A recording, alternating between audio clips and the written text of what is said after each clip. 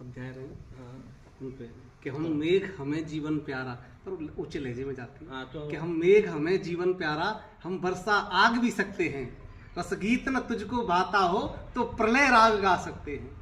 हम उस ददीच के बेटे हैं, संभव है तुमको याद नहीं, जिसकी हड्डी से वज्र बना मिलता ऐसा फौलाद नहीं। इस धरती पर अब तक हमने प्यासा न किसी को लौटाया, और जो रण की त्रसा लिए आए तो बुझा उसे भी सकते हैं। हमसे लड़ने को काल चला, हम नभ निचोड़ गंगा लाए, और सागर गरजा तो बन अगस्त उसके ज्वारों को पी आए। तू चाल हमारे पैरों में, तूफान बंद है मुट्ठी में, हम शंकर हैं प्रलयंकर वन तांडव भी दिखला सकते हैं। बहुत बढ़िया। भीतर के ज्वालामुखियों की शायद तुमको पहचान नहीं।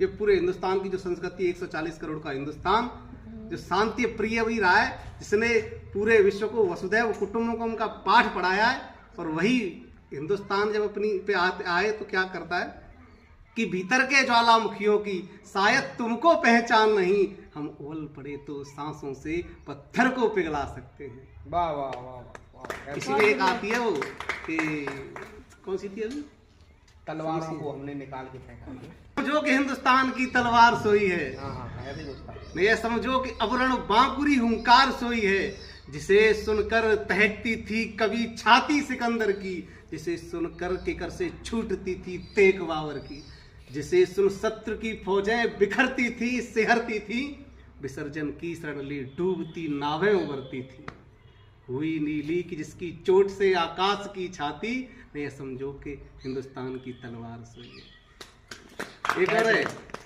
इसी का एक अलग अगला बंदा कि नसीमा का हमारे देश ने विस्तार चाहा है, नसीमा का हमारे देश ने विस्तार चाहा है, किसी के स्वर्ण पर हमने नहीं अधिकार चाहा है, मगर यह बात कहने से न चूके हैं न चूकेंगे, लहू देंगे मगर इस देश की माटी नहीं देंगे। वाह वाह। तो ये क्या है कि उससे आती है बड़ा एकदम